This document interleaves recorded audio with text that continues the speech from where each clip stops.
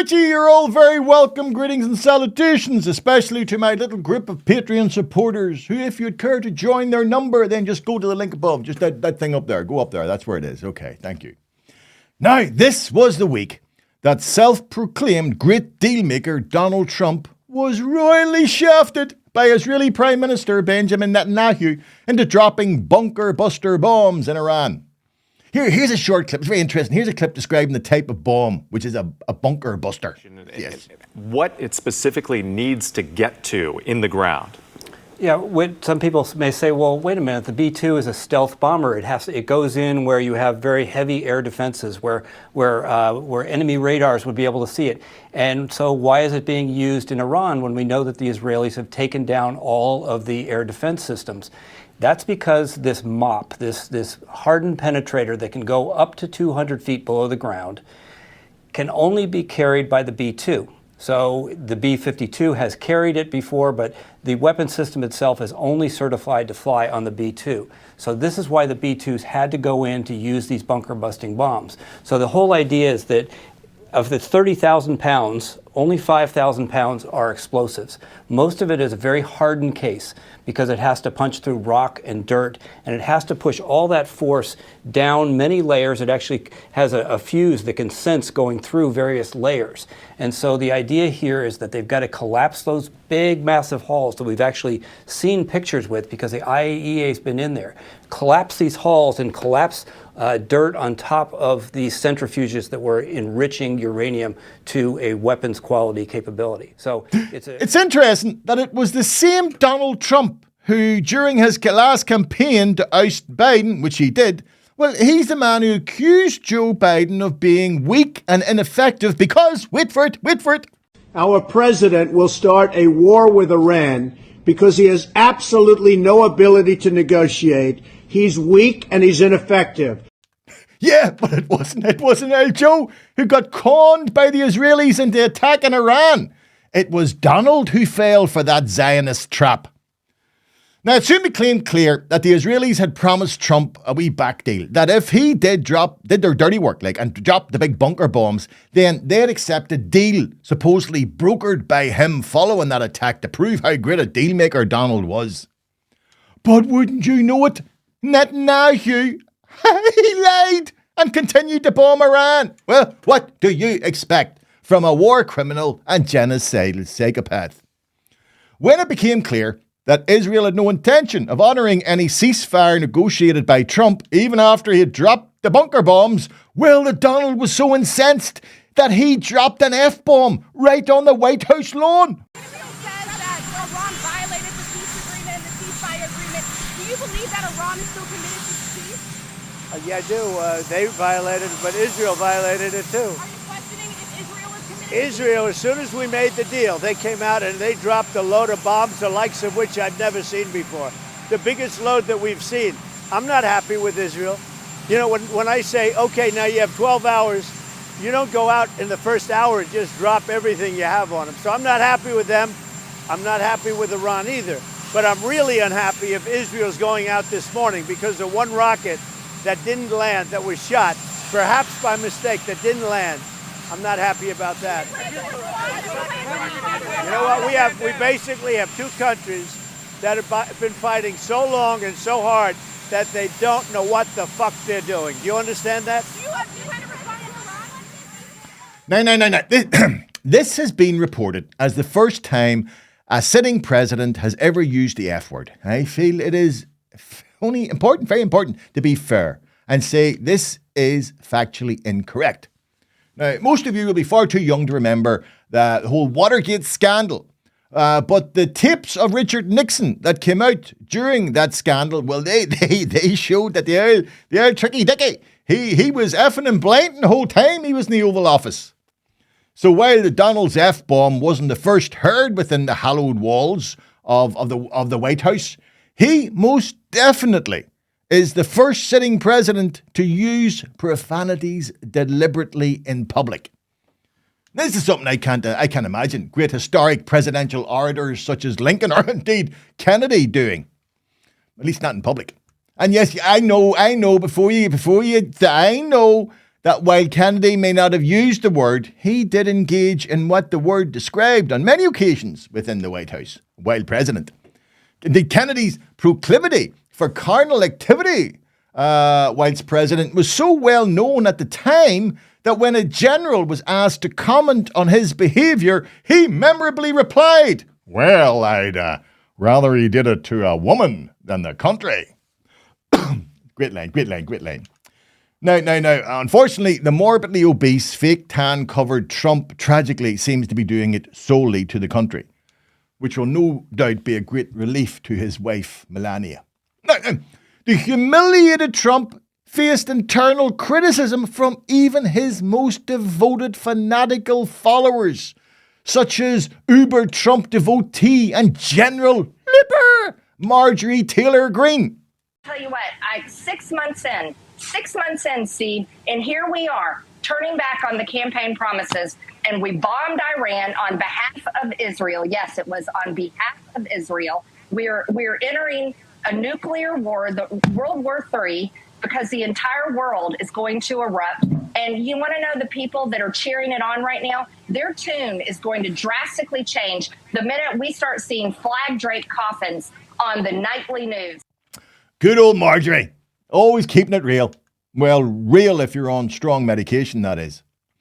Now expect to hear Trump's "they haven't got a fucking clue" in just about every rap song for the next year, along with t-shirts and MAGA hats, and maybe he'll even use it as a slogan if he manages to overturn the American Constitution and run for a third or even fourth term as president.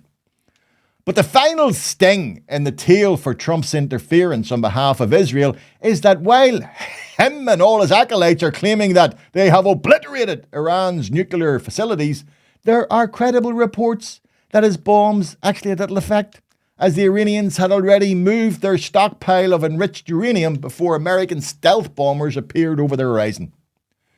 The Iranian reaction to the attack by the US has been straight out of the IRA bombing handbook, as they give the Americans a warning that they were about to bomb their military bases in Qatar and Iraq. And see, to be honest, if I were an American, I wouldn't be worried about Iranian rockets coming over the horizon. No. I would be much more worried about an Iranian dirty bomb, because that only needs a suitcase, a detonator, and a very small amount of enriched uranium. Sleep well, America. Damn it, but I've been good on this vlog from the very start. I decided to cut out any profanity, but fuck it. If it's good enough for the President of the United States, then it's good enough for me. Relax. This is a one-off, and there's a reason for me letting rip, okay? You see, I honestly believe Trump's "they haven't got a fucking clue" is a very apt description of the Northern Ireland Assembly. Indeed, for the life of me, I cannot think of anywhere else in the world where such a group of overpaid imbeciles have managed to fuck things up with such regularity. We had a couple of examples only this week. First, we had the utter balls up around the upgrade of the A5 Death Road. Now, this upgrade faced a challenge in the High Court, and wouldn't you know it, that challenge succeeded.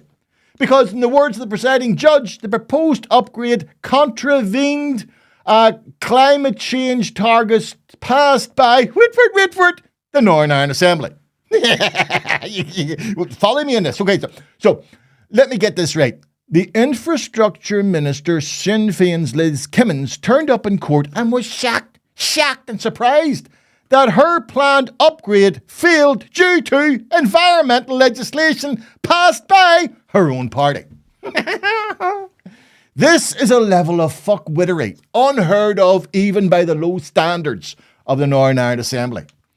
Wasn't there one senior civil servant, or God, I know I'm stretching here, maybe even a local politician, who was able to see the implications the climate change targets would have on our infrastructure? And I'm not laying the whole blame here at the feet of Sinn Féin, by the way.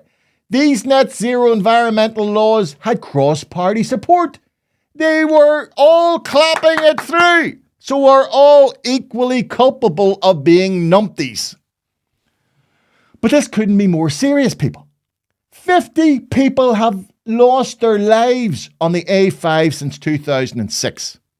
And as for friends of the earth who welcomed the knockback of the upgrade and suggested the 1.7 billion earmarked for that development should be redirected to meet other challenges in Northern Ireland's climate change legislation, I reiterate Donald's mantra: you have no fucking idea what you're doing. If the world can only be saved by sacrificing the lives of 50 innocent people, I say fuck that. And those who are willing to accept that slaughter are fanatics, lunatics, morons and idiots. And I say this as a guy who always separated his rubbish and has recently invested in an electric bike. For fuck's sake, I am net zero. I am net zero. But I am so pissed off with these people, I have now decided not to get buried, but burned. They want to burn me. I want them to burn me, just to piss them off. Because if it's impossible to combine sensible climate change legislation with road safety, then I'm afraid, let me tell you this clearly, polar bears are royally fucked. Do you understand? They're going to be swimming for a very long time. And if the highly paid politicians and civil servants on the Hill can't properly plan and execute the delivery of a stretch of roads from Ochnacloy to new buildings in Derry, and boys and girls, I've got some bad news. We're all fucked. The second example of local fuckwittery involves the gift that keeps on giving, better known as the Belfast Health Trust. Health Minister Mike Nesbitt announced this week that the opening of the new RVH maternity hospital will now be delayed by a further 2.5 years, give or take a few months. And what's a couple of months to a project which is already 10 years overdue and which is estimated to cost 97 million, double its original estimate? Now, I've already commented on this scandal back in December last year. So here's a wee recap of the story, which if you've seen already, you can just skip past. Not that we have our own version of such a discrepancy in building costs in the shape of the new maternity hospital at the Royal Victoria. Such is the level of detail, I think I'll hand this one over to a professional to explain the detail. The latest problem is around the new maternity hospital, almost 10 years behind schedule. At this stage, it's not clear when it will be ready. Yesterday in the Assembly, there was a call for an independent inquiry to find out what's gone wrong. So why are there calls for a public inquiry into what's happened at the maternity hospital? A new issue has emerged with medical gas pipework. It's been revealed also that bacteria Pseudomonas has been found in 36% of the hospital's water systems. Additional costs have arisen due to numerous redesigns of the building. It's worth noting this is all taxpayers' money. It's serious, not just for patients, but it's also about public accountability. In 2023, the Audit Office recorded overall spend on the maternity building had reached £89.5 million, a jump of almost £40 million. Important questions include who within the Belfast Trust accepted the building after it was signed off and what checks had taken place.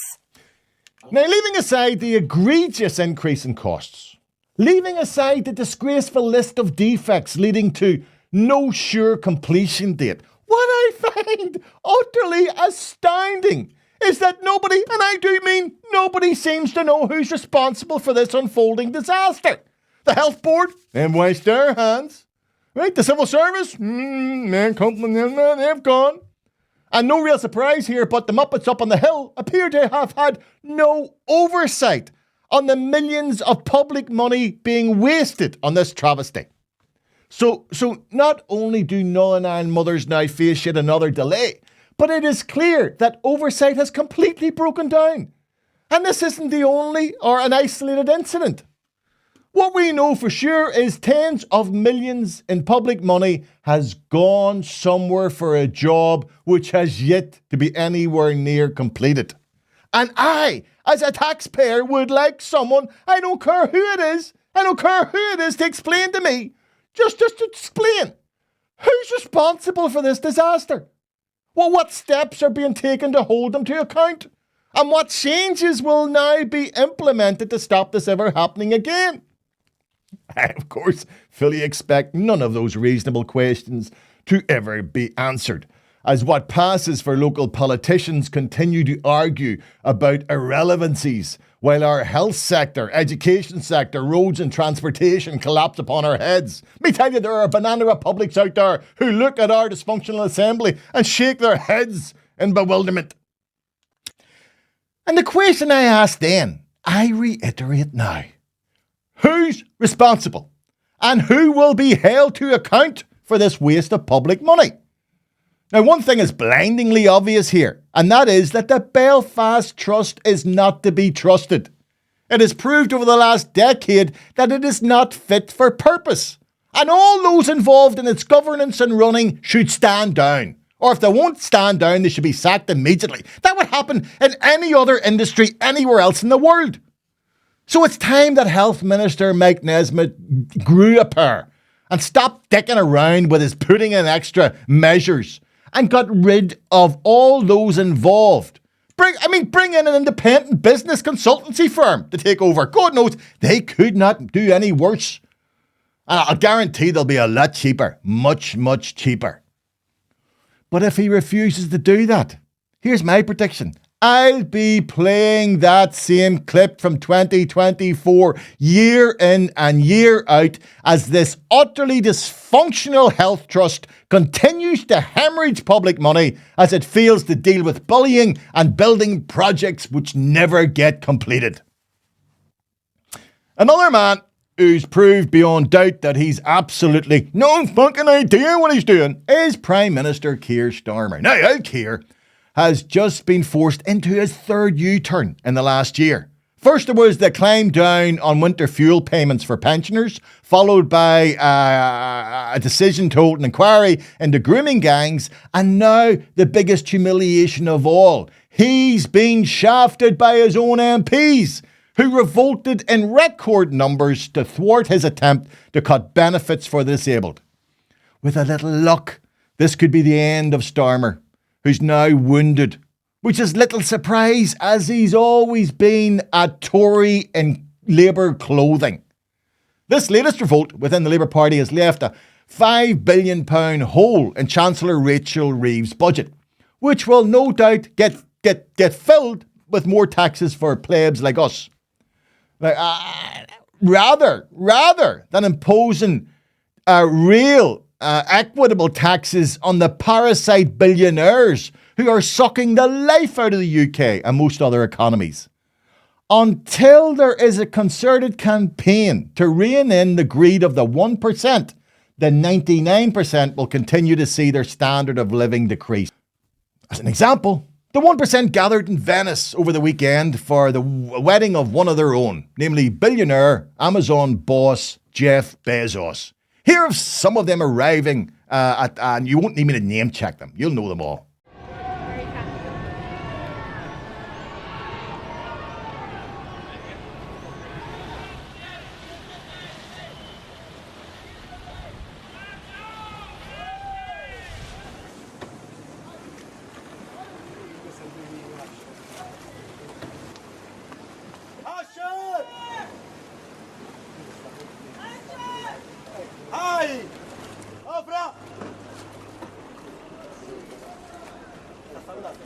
This way! Opera!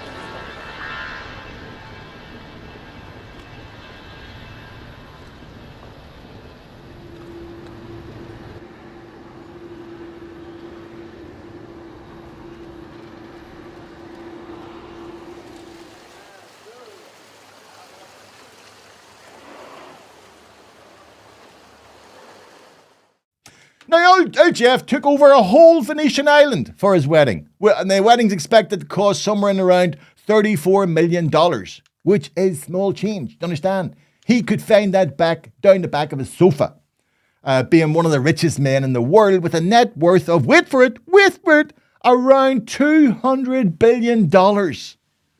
But believe it or not, this still makes Jeff look small fry, as it's believed Elon Musk will soon become the world's first trillionaire, with Mark Zuckerberg from Facebook and Jensen Huang joining that exclusive club within the next decade.